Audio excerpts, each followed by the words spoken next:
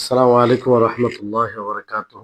إن الحمد لله نحمده ونستعينه ونستغفره ونعوذ بالله من شرور أنفسنا وسيئات أعمالنا. من يهده الله فلا مضل له ومن يضلله فلا هادي له، وأشهد أن لا إله إلا الله وحده لا شريك له، وأشهد أن محمدا عبده ورسوله. أما بعد، رب اشرح لي صدري ويسر لي أمري واحلل عقدة من لساني يفقهوا قولي. رب زدني علما رب زدني علما। সম্মানিত আজকের ক্লাসে উপস্থিত সুপ্রিয় ভাই সকল ও সম্মানিতা বোন, সর্বপ্রথম সেই মহান স্রষ্টার আমরা কৃতজ্ঞতা প্রকাশ করি, যিনি আমাদের সকলকে আজকে শেখুল ইসলাম ইবনে তাইমিয়া রাহিমাহুল্লাহর যে একটি অন্যতম বই আল আকিদাতুল ওয়াসিতিয়া, তারই ধারাবাহিক ক্লাসে আজকে 50তম পর্বে আমাদের সকলকে উপস্থিত হওয়ার তৌফিক দিয়েছেন, যেটা আল্লাহ তাবারক ওয়া তাআলার অশেষ দয়া, তার মেহেরবানি। তারপরে আমাদের সকলের প্রাণ প্রিয় নবী করিম মুহাম্মদ মুস্তাফা সাল্লাল্লাহু আলাইহি ওয়াসাল্লাম, ওনার উপর অসংখ্য শান্তি ধারা বর্ষিত হোক। আল্লাহুম্মা সাল্লি আলাইহি আল্লাহুম্মা বারিক আলাইহি। আজকে এক নতুন বিষয় শুরু হবে, সেটা হচ্ছে যে আহলুস সুন্নাহ ওয়াল জামাতের অবস্থান রাসূল সাল্লাল্লাহু আলাইহি সাল্লামের সাহাবীদের ব্যাপারে। আহলুস সুন্নাহ ওয়াল জামাতের অবস্থান রাসূল সাল্লাল্লাহু আলাইহি সাল্লামের সাহাবীদের ব্যাপারে। লেখক রাহিমাহুল্লাহ তিনি বলেন যে মিন উসুল আহলিস সুন্নাহ ওয়াল জামাআহ, আহলুস সুন্নাহ ওয়াল জামাআহ এদের নীতিমালার মধ্যে হচ্ছে তথা তাদের আকিদার মৌলিক আকিদার মধ্যে হচ্ছে এটা যে সালামাতু কুলুবিহিম ওয়া আলসিনাতিহিম লি আসহাবি রাসূলুল্লাহ সাল্লাল্লাহু আলাইহি ওয়াসাল্লাম, যে তাদের হৃদয় এবং তাদের জিহবা, তাদের তাদের হৃদয়, তাদের জিহবা রাসূল সাল্লাল্লাহু আলাইহি ওয়াসাল্লামের সাথীদের জন্য আহ মানে সালামাত রয়েছে, অর্থাৎ তারা হৃদয়ে কোনো প্রকার তাদের ব্যাপারে ঘৃণা রাখেনি আহলুস সুন্নাহ ওয়াল জামাআহ, আর না জিহবা দ্বারা তাদের ব্যাপারে কটূক্তি, কোনো রকম আপত্তিকর বিষয় মুখ দিয়ে বের করেছে। এটা আহলুস সুন্নাহ ওয়াল জামাতের আকীদা, মৌলিক আকীদার মধ্যে। সাহাবায়ে কেরাম তিনারা সৎ ছিলেন এবং তাদেরকে আল্লাহ তাবারক ওয়া তাআলা নবী সাল্লাল্লাহু আলাইহি সাল্লামের সহযোগী হিসাবে চয়ন করেছিলেন। তো তাদের ব্যাপারে স্পষ্ট ধারণা রাখা, তাদেরকে ভালোবাসা, তাদের প্রতি ঘৃণা না করা, তাদের ব্যাপারে কটূক্তি না করা, এটা ঈমানের অবিচ্ছিন্ন অংশ। জি, কারণ সেই সাহাবীদের প্রশংসা আল্লাহ তাআলা করেছেন।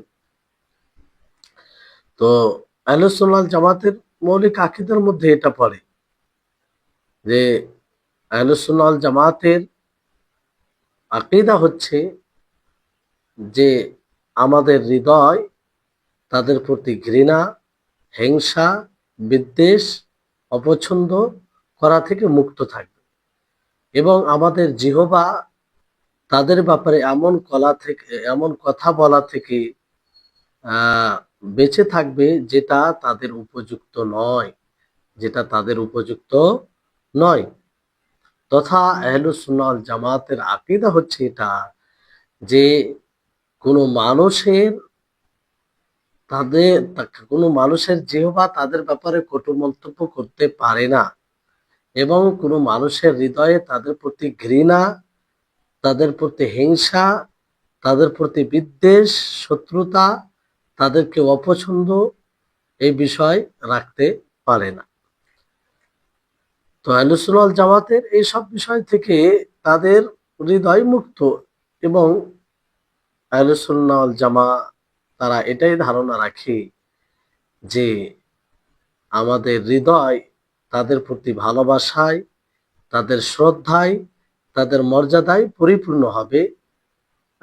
রাসূল সাল্লাল্লাহু আলাইহি ওয়াসাল্লামের সাহাবীদের জন্য হৃদয়ে এগুলো পরিপূর্ণ হবে, যেটা তার উপযুক্ত, যেমন ভাবে রাখা উচিত। আহলুস সুন্নাহ ওয়াল জামা আকীদার মধ্যে এটা যে তারা নবী সাল্লাল্লাহু আলাইহি ওয়াসাল্লামের সাথীগণকে ভালোবাসে, সেই নবী সাল্লাল্লাহু আলাইহি ওয়াসাল্লামের সাথীগণকে, সাহাবীগণকে সমস্ত মাখলুকের উপরে প্রাধান্য দেন। অর্থাৎ উম্মতে মুহাম্মাদের মধ্যে সর্বশ্রেষ্ঠ মানুষ যারা, তারা হচ্ছে নবীর সাহাবীগণ, নবীর সাথীগণ। এটা আহলুস সুন্নাহ ওয়াল জামাতের আকীদা। এজন্য তাদেরকে ভালোবাসা মানে রাসূল সাল্লাল্লাহু আলাইহি সাল্লামকে ভালোবাসা, আর রাসূলকে ভালোবাসা মানে আল্লাহর ভালোবাসা।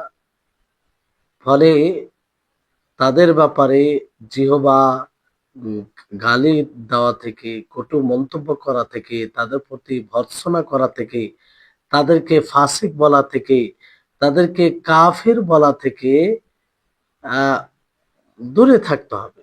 এই ধরনের যে কোনো, যেমন বিদআতীরা করে থাকে তা করলে হবে না।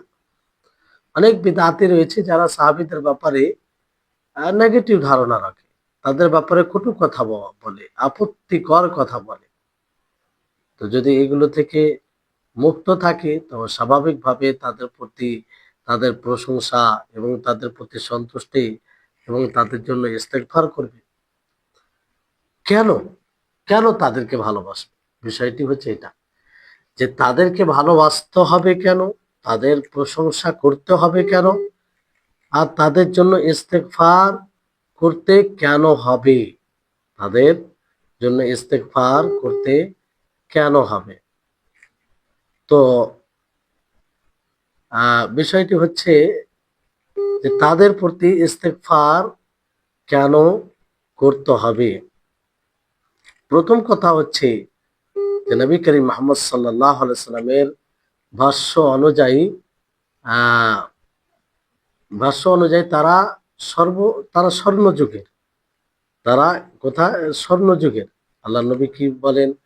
খায়রুল কুরুনি কারনি সুম্মাল্লাযীনা ইয়ালুনাহুম, সুম্মাল্লাযীনা ইয়ালুনাহুম। তো আহ তো এই হাদিস থেকে কি বোঝা যায়? যে তারা সর্বোত্তম, আল্লাহ নবী সর্বোত্তম বলে ঘোষণা করেছেন।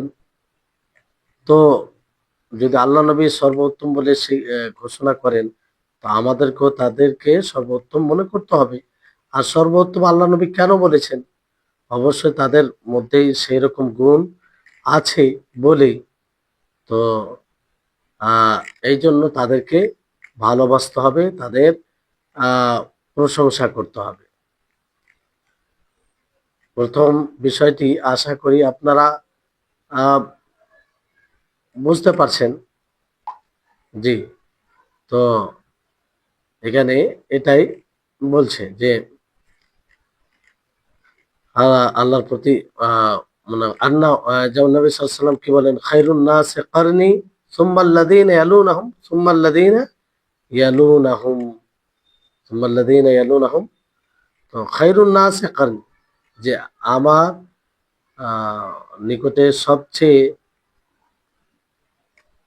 খায়রুন নাসি কারনি মানে মানুষের মধ্যে সবচেয়ে উত্তম জামানা কি? উত্তম জামানা হচ্ছে আমার আমার জামানা, তারপরে সাহাবীদের জামানা, তারপরে সাহাবীদের জামানা। তাহলে এখান থেকে স্পষ্ট হচ্ছে সাহাবীদের জামানা।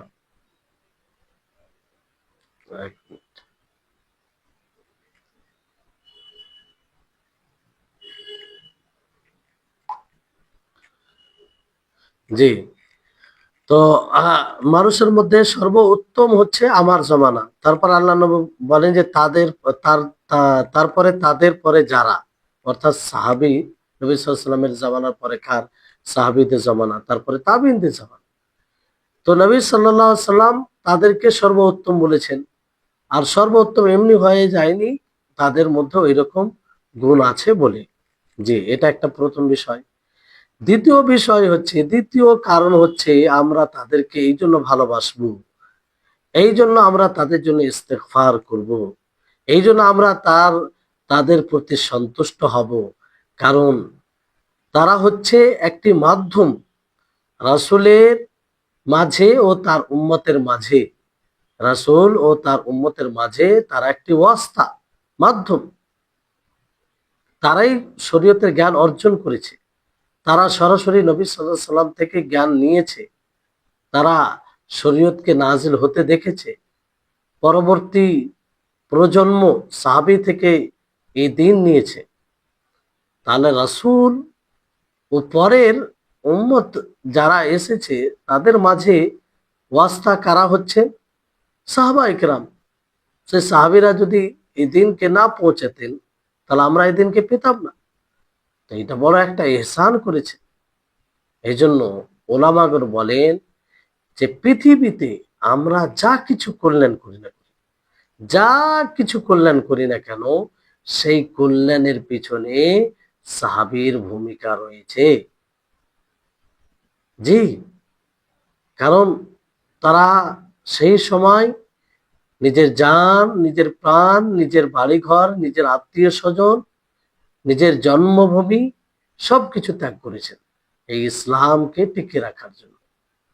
তারপর তিনারা নিজের জীবনে ইসলাম বাস্তবায়ন করেছেন, অন্যদের নিকটে পৌঁছেছেন। তো তারা অবস্থা, এই জন্য আমরা তাদেরকে ভালোবাসবো, তাদের জন্য দোয়া করব, তাদের জন্য ইস্তেগফার করব।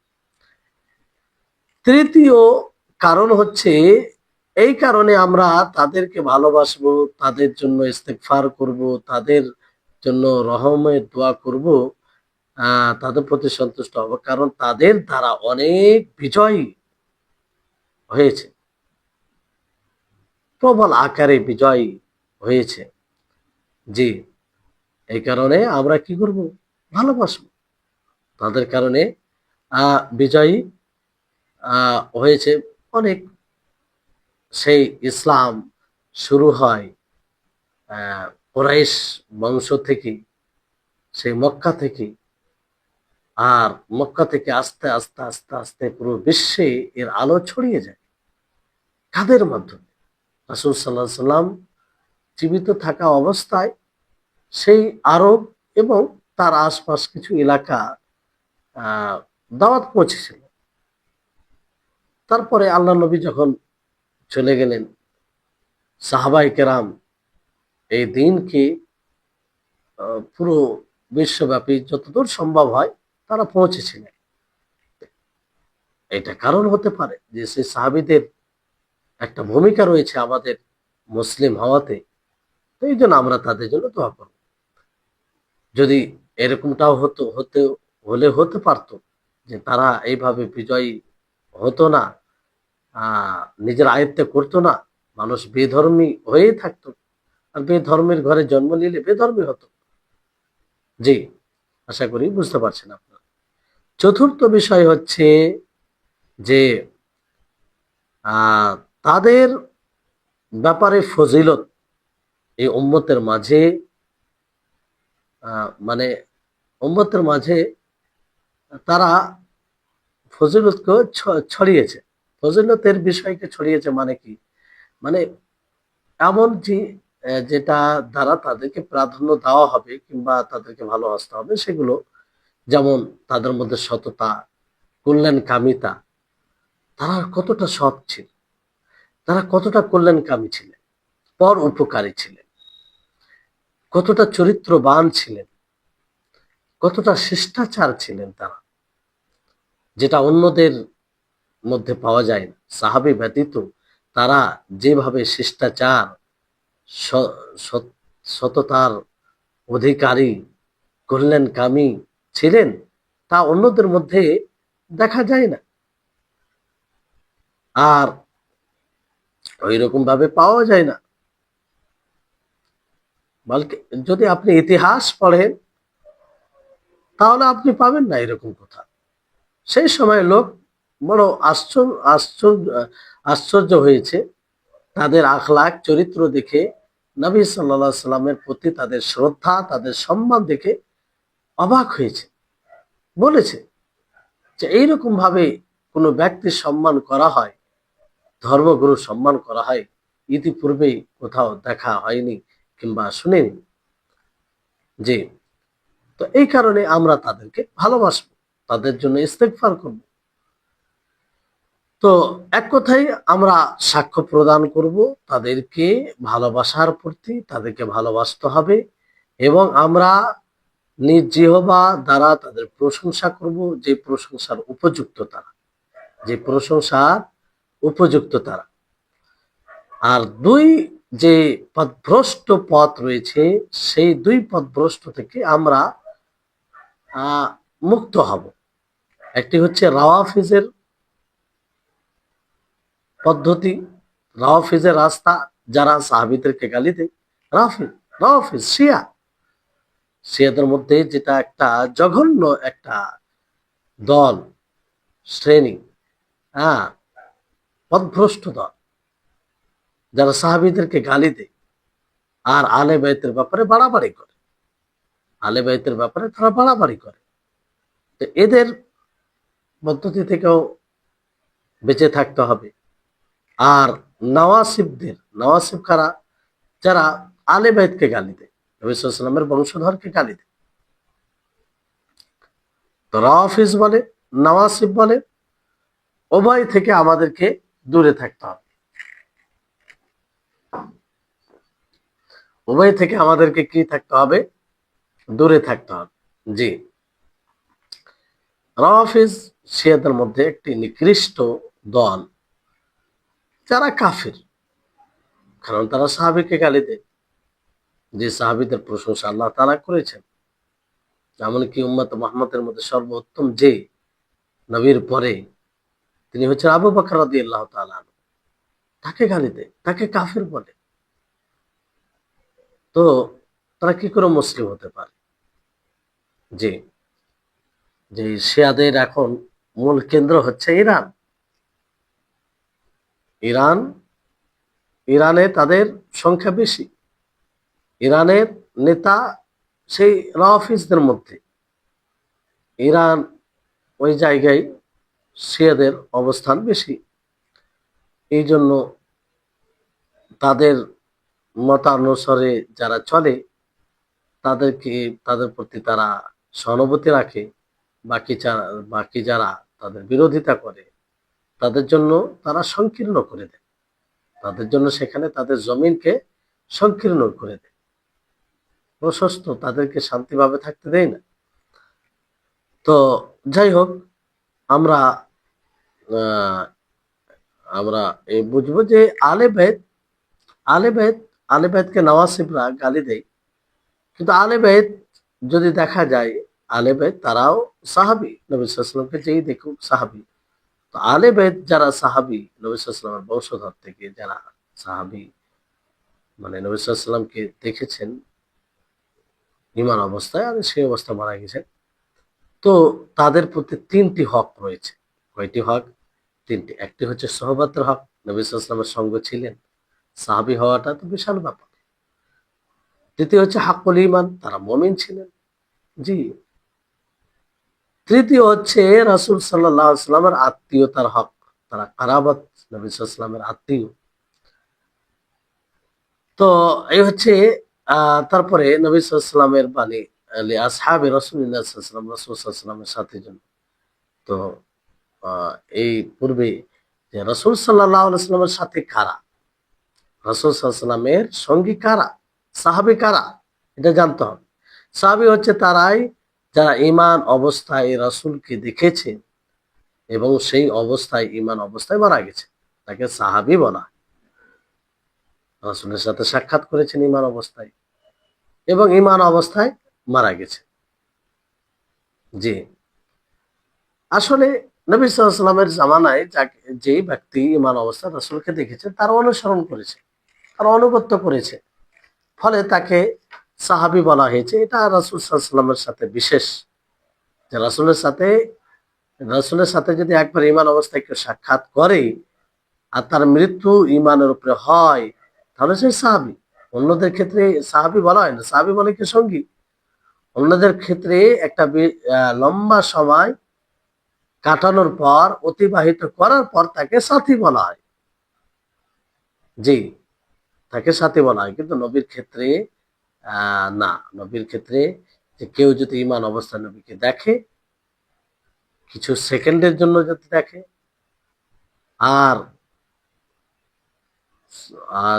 মানে ওই অবস্থায়, মানে ঈমান অবস্থায় মারা যায়, তাহলে সে কি হবে? সাহাবী হবে। যে তো লেখক রাহিমাহুল্লাহ আহলুস সুন্নাহ ওয়াল জামাতের যে অবস্থান বলা হলো, তিনি উল্লেখ করলেন, আপনারা শুনলেন। তার দলিল কি?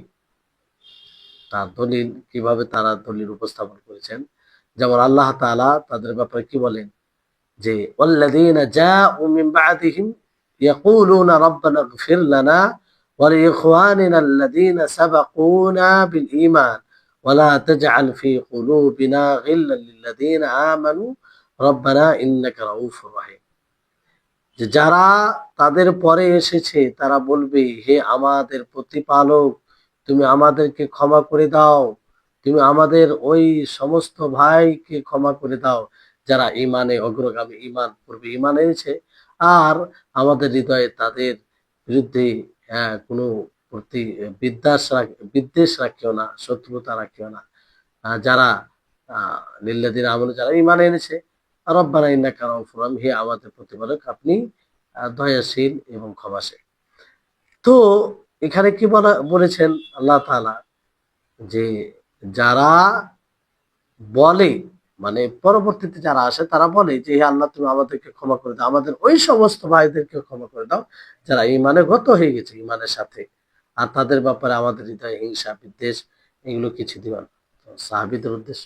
তো এখানে আহ আল্লাহ তাবারক ওয়া তাআলা সাহাবীদের ব্যাপারে বলেছেন যে তাদের ব্যাপারে তোমরা ঘৃণা বিদ্বেষ শত্রুতা রাখিও না। তো এই আয়াতটি দুই আয়াত, পূর্বের দুই আয়াতের পরে, যেমন আরেকটি আল্লাহ তাআলা কি বলেন, লিল ফুকারাইল মুহাজিরিন আল্লাযীনা উখরিজু মিন দিয়ারিহিম ওয়া আমওয়ালিহিম ইয়াবতাগুনা ফাদলাম মিনাল্লাহি ওয়া রিদওয়ানা ওয়া ইয়ানসুরুনা আল্লাহ ওয়া রাসূলাহু উলাইকা হুমুস সাদিকুন। যে সেই সমস্ত ফকির মুহাজির যাদেরকে তাদের বাড়ি থেকে বের করে দেওয়া হয়েছে এবং তাদের ধন সম্পত্তি থেকে, তারা আল্লাহ তাআলার ফজলকে সন্ধান করতে গিয়ে, আল্লাহ তাআলার সন্তুষ্টি লাভ করতে গিয়ে, এবং আল্লাহ তাআলা এবং তার রাসূলের সহযোগিতা করতে গিয়ে, আর এরাই হচ্ছে সত্যবাদী, এরাই হচ্ছে সত্যবাদী। তো মুহাজিরদের সর্বপ্রথম যেটা হচ্ছে, মুহাজিরদের মধ্যে যারা বেশি এগিয়ে ছিলেন কিংবা ফজিলতের অধিকারী, তারা কে? আবু বকর, ওমর, উসমান, আলী ইবনে তালিব রিদওয়ানুল্লাহি আলাইহিম আজমাইন। আবু বকর, ওমর, উসমান, আলী ইবনে তালিব। তো আল্লাহ তাবারক ওয়া তাআলার বাণী, ইয়াবতাগুনা ফাদলাম মিনাল্লাহি ওয়া রিদওয়ানা, যে তারা আল্লাহ তাআলার রুজি, আল্লাহ তাআলার ফজলের সন্ধানে। তো এখানে আসলে কি আল্লাহ তাআলার ফজলের সন্ধানে বলতে কি? অনুগ্রহ, ইখলাস নিয়া, সঠিক নিয়তে। ওয়া ইয়ানসুরুনা আল্লাহ ওয়া রাসূলা, মানে আসল আমল করে। আল্লাহ এবং তার রাসূলের সহযোগিতা কি করা হয়? আল্লাহ এবং তার রাসূলের সহযোগিতা কি করা হয়? মানে তার তার যে বিধান তিনি ছেড়েছেন, আল্লাহ তাআলা যে বিধান নাযিল করেছেন, রাসূল সাল্লাল্লাহু আলাইহি ওয়াসাল্লাম সেটা প্র্যাকটিক্যাল দেখিয়েছেন। তো সেই অনুযায়ী জীবন যাপন করে তাদের সহযোগিতা হয়। আল্লাহ তাআলা তো কারোর সহযোগিতার প্রয়োজন নেই, তিনি তো পরিপূর্ণ। সহযোগিতা মানে হচ্ছে যে তার শরীয়তকে মেনে চল। জি।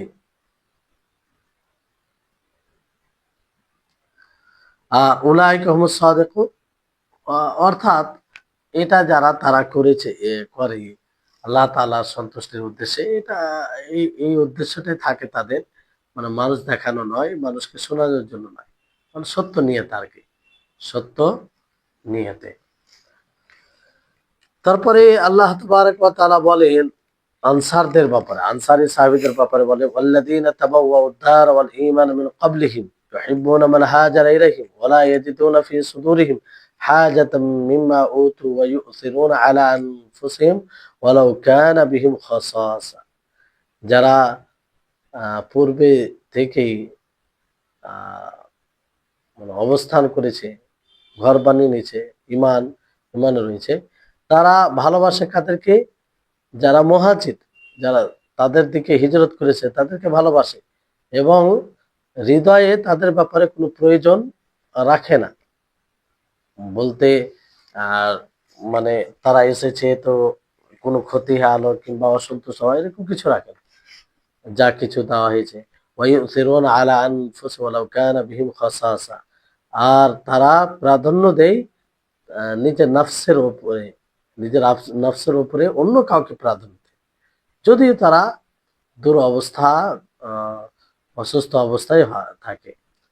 তো আল্লাহ তাবারক ওয়া তাআলা তাদের তিনটি গুণ বর্ণনা করেছেন। ইউহিব্বুনা মান হাজারা ইলাইহি, তারা কি করে? আনসারীরা মুহাজিরদেরকে ভালোবাসে। আনসারী কাকে বলা হয়? আনসারী যারা মদিনা থেকে, মদিনাতে আগে থেকে অবস্থান করেছিল, মদিনায় যাদের বাড়ি ছিল, তারা আনসারী। আনসারী মানে সহযোগিতা করা, তারা সহযোগিতা করেছিল মুহাজিরদের। জি, তো তাদেরকে কি বলা হয়? আনসারী বলা হয়।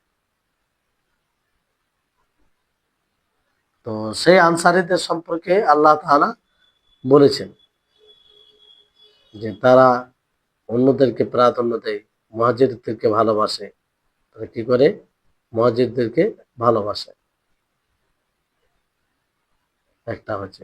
আর দ্বিতীয় যেটা ফজিলতের কারণ হচ্ছে আনসারীদের, যে তারা হৃদয়ে কখনো প্রয়োজন মনে করেন, অর্থাৎ মুহাজিরদেরকে যা যা কিছু দিয়ে দেয় কিংবা দেওয়া হয়, সহযোগিতা করা হয় আল্লাহ নবীর পক্ষ থেকে, আল্লাহ নবী এতে তত্ত্বাবধানে, তো ওই সময় তারা এটাকে মানে আপত্তিকর মনে করতেন, কিছু মনে করতেন। আর তারা কি করতেন? নিজের নফসের উপরে অন্য কাউকে প্রাধান্য দিতেন, যদিও তারা মানে অসুবিধায় থাকতো, অন্য কাউকে প্রাধান্য দেওয়া। এই গুণটি সহজে আসে না, এই গুণটি সহজে আসে না। জি, তো আল্লাহ তাআলা অন্য আয়াতে কি বলেন? যে ওয়াল্লাযিনা জাউ মিন বা'দিহিম ইয়াকুলুনা রাব্বানা ইগফির লানা ওয়া লিইখওয়ানিনা আল্লাযিনা সাবাকুনা বিল ঈমান, যারা তাদের পরে এসেছে তারা বলে, হে আমাদের প্রতিপালক, তুমি আমাদেরকে ক্ষমা করো এবং আমাদের ওই ভাইদেরকে ক্ষমা করো যারা ঈমানে সাথে গত হয়ে গেছে পূর্বে। আর এখানে কাদেরকে ক্ষমা করো? রব্বানা ইগফির লানা ওয়া লিইখওয়ানিল্লাযিনা সাবাকুনা, মানে তারা হচ্ছে আহ কারা? সাহাবীরা, যারা চলে গেছে। হ্যাঁ, জি, যে ওয়াল্লাযিনা জাউ মিন বা'দিহিম ইয়াকুলুনা রব্বানা ইগফির লানা ওয়া লিইখওয়ানিল্লাযিনা সাবাকুনা বিল ঈমান, যে যারা তাদের পরে এসেছে তারা বলে যে হে আল্লাহ, হে আমাদের প্রতিপালক, তুমি আমাদেরকে ক্ষমা করে দাও আর আমাদের ওই সমস্ত ভাইদেরকে ক্ষমা করে দাও যারা ঈমানের সাথে গত হয়ে গেছে। তো ঈমানের সাথে যারা গত হয়েছে তাদের মধ্যে শীর্ষে কারা আসবে? সাহাবীরা আসবে। জি, আর এটা কেয়ামত পর্যন্ত এই দোয়া করবে মানুষ। আহ, এই জন্য এটা এক প্রকার সাহাবীদের প্রশংসা, সাহাবীদের প্রশংসা করা হয়েছে যে সাবাকুহুম বিল ঈমান, তারা ঈমানের সাথে গত হয়ে গেছে। এটা কে বলছে? আল্লাহ তাবারক ওয়া তাআলা। আল্লাহ তাবারক ওয়া তাআলা কারো ব্যাপারে যদি বলে যে সে ঈমানের সাথে মারা গেছে, তাহলে এটা কত বড় ফজিলতের বিষয় বলুন তো। আল্লাহ তাআলার স্বীকৃতি এটা, মানে আল্লাহ তাআলা ঘোষণা করে দিন। তো সেই সাহাবীদের সম্পর্কে আল্লাহ তাআলার এটা বলা মূলত তাদের প্রশংসা। আর পরবর্তীতে যারাই আসবে তারা দোয়া করবে যে হে আল্লাহ, তাদের ব্যাপারে আমাদের হৃদয়ে যেন তাদের প্রতি বিদ্বেষ না হয়, আহ এবং আহ বিদ্বেষ না হয়, এমন কিছু কথা যেন না বলা হয় যেটা তাদের সম্মানে মানে আঘাত লাগবে, তো এরকম যেন না হয়। এই জন্য আয়েশা রাদিয়াল্লাহু তাআলা আনহাকে যখন জিজ্ঞাসা করা হয় সেসব লোকদের ব্যাপারে যারা সাহাবীদেরকে গালি দেয়, তো তিনি বলেন এতে আশ্চর্য, আশ্চর্য হয়েও না, কারণ তারা এমন কম, এমন জাতি যে তাদের আমল কেটে গিয়েছে তাদের মৃত্যুর কারণে। তো আল্লাহ তাআলা চান, আল্লাহ তাআলা চান যে তাদের আজর, নেকি, এটা চলমান থাকুক তাদের মৃত্যু পরে। মানে সাহাবীদেরকে যারা গালি দেয়, সাহাবীদের ব্যাপারে কটু কথা বলে, তার মানে কি? তার মানে তাদের নেকি হচ্ছে, তাদের আরো মর্যাদা বাড়ছে। জি। তারপরে আল্লাহ তাবারক ওয়া তাআলার এই বাণী যে ওয়ালা তাজআল ফি কুলুবিনা গিল্লাল লিল্লাযিনা আমানু, এখানে আল্লাহ তাবারক ওয়া তাআলা এটা বলেন লিল্লাযিনা সাবাকুনা বিল ঈমান, যে হে আল্লাহ তাদের ব্যাপারে আমাদের হৃদয়ে ঘৃণা বিদ্বেষ দিও না, যারা ঈমানের সাথে মানে গত হয়েছে, ঈমানের সাথে গত হয়েছে, এটা বলেনি আল্লাহ তাআলা।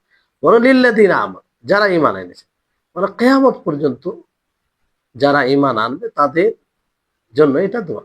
আজকে আমরা যদি এটা দোয়া করি, তাহলে আমাদের পূর্বে যতগুলো মুমিন মুমিন চলে গিয়েছে এবং যতগুলো মুমিন কিয়ামত পর্যন্ত আসবে, সকলের জন্য, সকলের জন্য।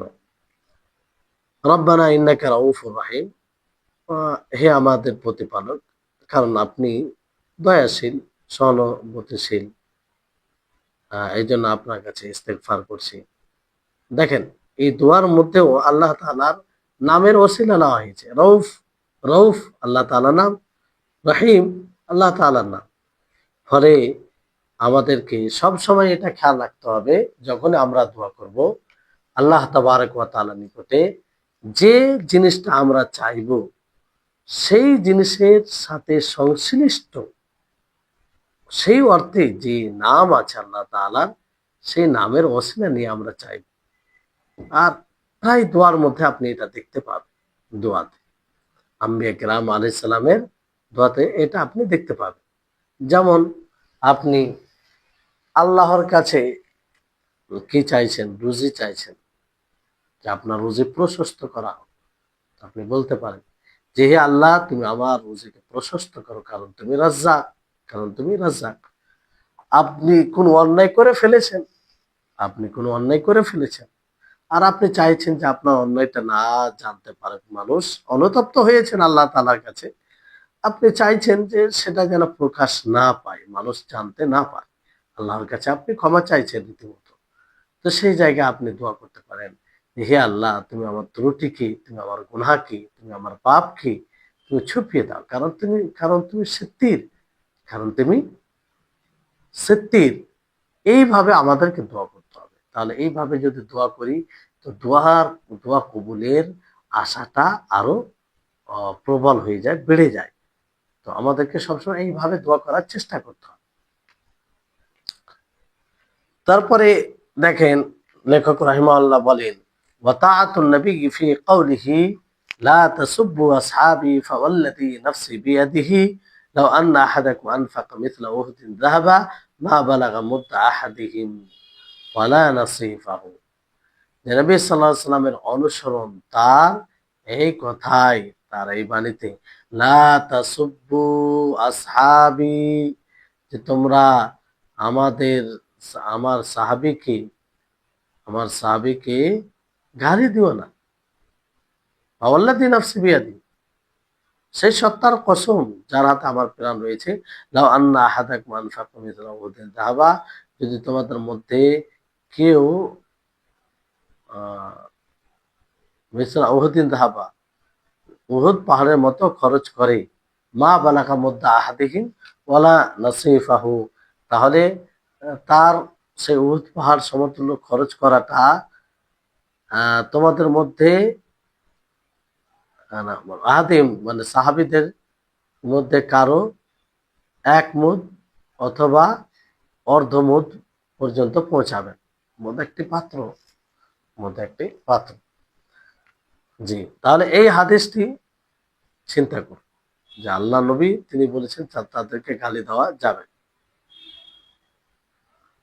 উহুদ পাহাড়, উহুদ পাহাড় সমতুল্য সোনা যদি দান করে। উহুদ পাহাড় কত তো জানেন? কোনোদিন যাবেন তো দেখবেন বিশাল, বলো প্রায় 6 থেকে 6.5 কিলোমিটার, যাই হোক এইভাবে নিয়ে আছে উহুদ পাহাড়। এত বড় উহুদ পাহাড় সমতুল্য স্বর্ণ দান করেও সে সাহাবীদের এক মুদ বরাবর যা খরচ করেছে অথবা অর্ধমুদ তার সমতুল্য হয়। আল্লাহু আকবার। কারণ তাদের আমলের মধ্যে সেই ইখলাস, সেই সততা ছিল, যার ফলে তাদের সমতুল্য আমল করা সম্ভব নয়। আজকে আমরা দুর্বল, সামান্য একটু মুসিবত এলে আমরা ইবাদত ছেড়ে দিই, ইবাদত কমিয়ে দিই। সাহাবায়ে কেরাম পুরো মুসিবত, পুরো আজকের জামানা হিসাবে মানে সব সময় মুসিবতে পুরো জীবন কাটিয়েছে। হ্যাঁ, আল্লাহ তাআলার দেওয়া প্রশান্তি তাদের হৃদয়ে ছিল, কিন্তু আহ দুনিয়ার সাথে লড়াই, দুনিয়া যে কাফিরদের কারণে সংকীর্ণ হয়ে গেছিল, এটা স্পষ্ট বিষয়, এটা স্পষ্ট বিষয়, আমরা সকলেই জানি। তো তা বলতে এটা হচ্ছে মাতুব এর উপরে করা হয়েছে, যে সালামা বলা হয়েছে, সালামাতু কুলুবিহিম এর উপরে। যেমন আহলুস সুন্নাহ ওয়াল জামাতের হৃদয় এবং জিহবা মুক্ত ছিল তাদের উপরে কটু কথা বলা, তাদের উপরে বিভিন্ন রকমের মন্তব্য করা থেকে।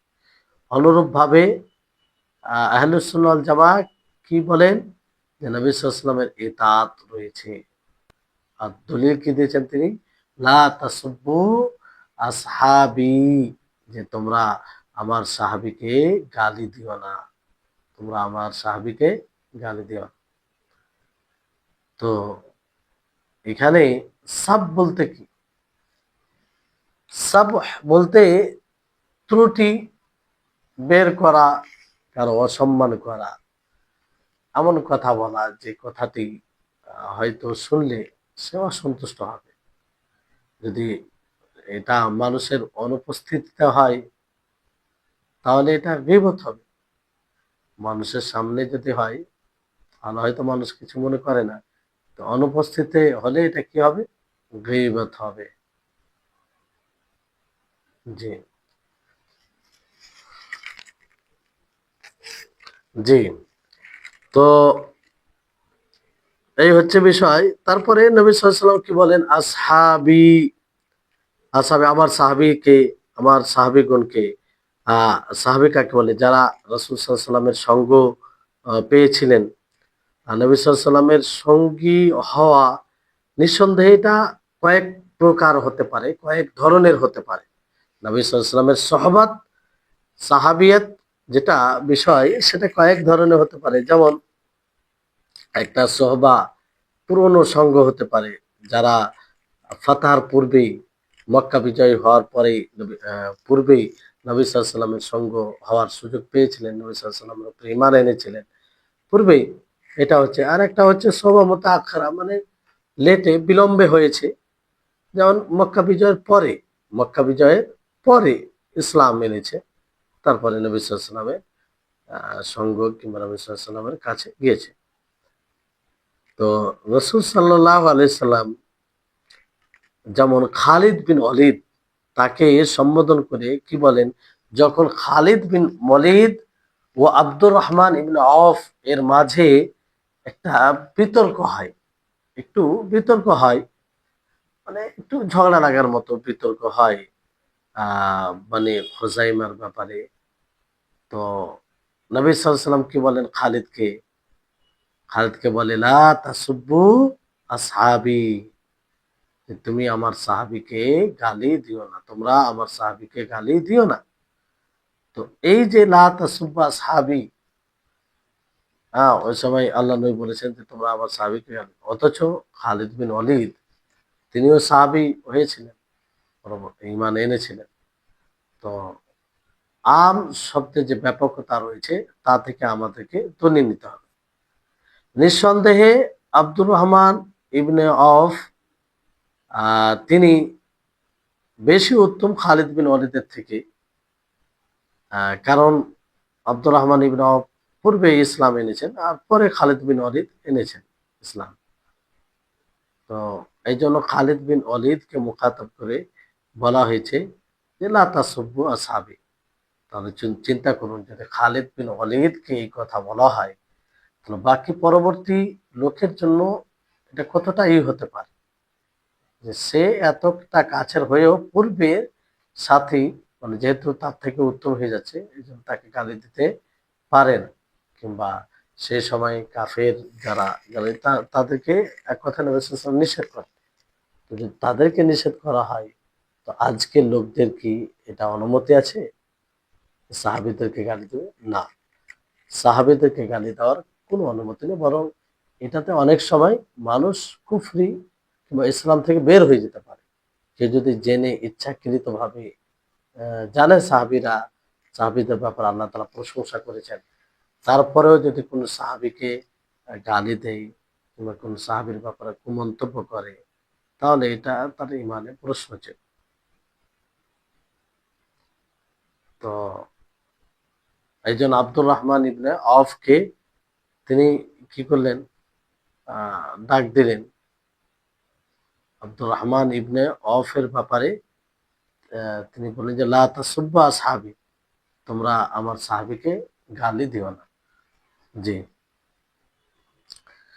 তো এখানে হাদিসে কি রয়েছে, ফাওয়াল্লাযী নাফসি বিয়াদিহি লাউ আন্না আহাদাকুম আনফাকা মিসলা উহুদিন যাহাবা, যে সেই সত্তার কসম যার হাতে আমার প্রাণ রয়েছে, যদি তোমাদের মধ্যে কেউ উহুদ পাহাড় সমতুল্য স্বর্ণ খরচ করে দেয়, তারপরেও পুরো হাদিসটা আপনারা শুনেছেন।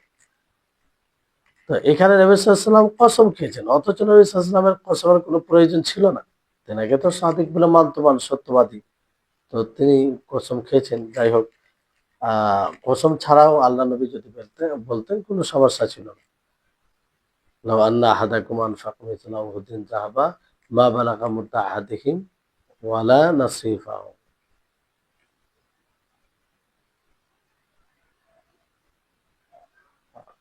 জি। তো উহুদ কি পাহাড়, এটা আপনারা শুনলেন। মুদ এটা একটা পাত্র, পেমানা যে যেটাতে করে দেয় কোটা, যেমন আমরা বাড়িতে কোটা রাখি কিংবা আর কিছু রাখি। আমাদের এখানে আগে একটা বিষয় রাখতো, যে ছোট পাত্র তৈরি করা থাকতো, সেটাকে কাঠা বলা হতো। কাঠা কিংবা যাই হোক এই ধরনের শব্দ বলতো, এখন পাওয়া যায় না, এখন তো বিভিন্ন রকমের কোটা উঠে গেছে যেটা বাড়িতে ব্যবহার করে। তো এই ধরনের মদিনাতে দুই প্রকারের পাত্র ব্যবহার, একটা মুদ আর একটা হচ্ছে সা। মুদ ও সা। তো মুদ বলতে মুদ যে পাত্রটা ছিল ওখানে মানে সায়ের চতুর্থাংশ আসবে। সা যেমন আমরা ফিতরা দিই, জাকাতুল ফিতরে দিই, তো সা অনুযায়ী ধরেন 2.5 কিলো কিংবা 3 কিলো কাছাকাছি কেউ দেয়। তো তার মানে যতটা আসে সা এর পরিমাণ, তো আমরা বুঝতে পারি ওর চতুর্থাংশ মুদে আসবে, তার চতুর্থাংশ মুদে আসবে। তো মুদটাও একটা পাত্র। ওয়ালা নাসিফাও, অর্থাৎ তার অর্ধেক। তো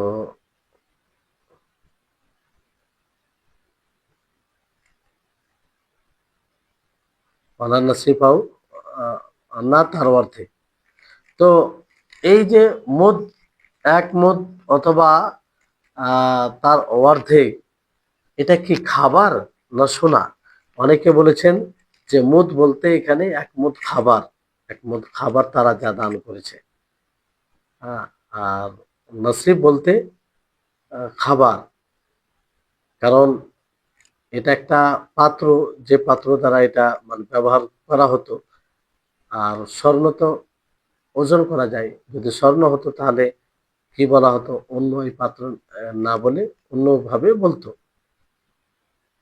আর অনেকে বলেছেন যে না, স্বর্ণই হবে, মানে এর যে প্রেক্ষাপট তা অনুযায়ী স্বর্ণ হবে। কারণ নবী সাল্লাল্লাহু আলাইহি ওয়াসাল্লাম কি বলে, লাউ আনফাকা মিসলা উহুদিন যাহাবা মা বালাগা মুদ্দা আহাদিহিম ওয়ালা নাসিফাহু। কেউ যদি কেউ উহুদ পাহাড় সমতুল্য খরচ করে, তাহলে তাদের উহুদ পাহাড় সমতুল্য খরচ সাহাবাই কেরাম যে এক মুদ কিংবা তার অর্ধেক খরচ করেছে তার সমতুল্য হবে না। যাই হোক, স্বর্ণ হোক অথবা খাবার হোক, এক কথায় সাহাবাই কেরাম ওইটা যে এক মুদ খরচ করে তার বরাবর পৌঁছাতে পারবে। কেন? তাদের আমলে ওই রকম ইখলাস ছিল, সততা ছিল, ফলে তাদের আমলের একটু মর্যাদা বেড়ে গেছে। তো সাহাবাই কেরাম রিজওয়ানুল্লাহ আলাইহিম তারা যে খরচ করেছেন, মানে উহুদ পাহাড়ের সমতুল্য, মানুষ যদি খরচ করে উহুদ পাহাড় সমতুল্য, তাহলে তাদের খরচের এক মুদ অর্ধ মুদ পর্যন্ত পৌঁছাতে পারবে না। জি, তারা এইখান থেকে তাদের ফজিলত এটা স্পষ্ট হয়, তাদের ফজিলত বেড়ে যায় এখান থেকে। আর কেন তাদের এই আমলের ফজিলত এতটা, তার মূল কারণ হচ্ছে তাদের আমলে ইখলাস এবং অনুগত্য রাসূল সাল্লাল্লাহু আলাইহি সাল্লামের। এই কারণে তাদের বড় ইখলাস, মুখলিস ছিলেন। জি, তো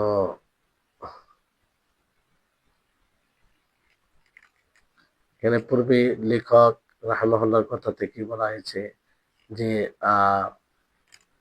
যদি কেউ উহুদ পাহাড় সমতুল্য খরচ করে, স্বর্ণ খরচ করে, তাহলে তাদের এক মুদ সমতুল্য পৌঁছাতে পারবে। এই কথাই বলা হয়েছে। তো এটা কি? আর প্রথমে যে বলা হয়েছে, প্রথম শব্দটা কি? লা তাসুব্বু, যে তোমরা গালি দিও না। তো এই গালি দিও না নবী সাল্লাল্লাহু আলাইহি ওয়াসাল্লামের নিষেধ, এটা কিসের দাবি করে? হারামের। ফলে কারো জন্য এটা জায়েজ নয় যে সাহাবাকে গালি দিবে। আর সাহাবাকে আমভাবে গালি দিবে, কিংবা কোনো খাসভাবে কোনো সাহাবীকে যে আমভাবে গালি দেয় সাহাবাকে, তারা কাফের হয়ে যাবে। আর তাদের সেই কুফরিতে কোনো সন্দেহ নেই। আর যদি খাসভাবে গালি দেয়, তাহলে দেখতে হবে যে কিসের কারণে সে গালি দিচ্ছে, কি কারণে সেটা আহ গালি দিচ্ছে, তার কারণটা কি। জি, তো দেখতে হবে তখন।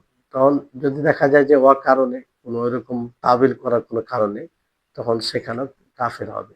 কোনো একজন সাহাবী জেনে শুনে কেউ যদি তার ব্যাপারে খারাপ মন্তব্য করে, আহ গালি দেয়, তাহলে আহ জেনে শুনে, মানে স্পষ্ট হওয়ার পরে কুফরি পর্যন্ত চলে যেতে পারে।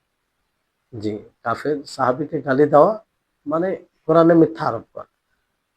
কোরআনের প্রশংসা করা হয়েছে, এবার যদি কেউ গালি দেয়, তার মানে কি? কোরআনে যেটা বলেছে তার কৃতি, মানে তার যে কর্ম, এটা সমর্থন করেছে, তার বিরুদ্ধে যাচ্ছে।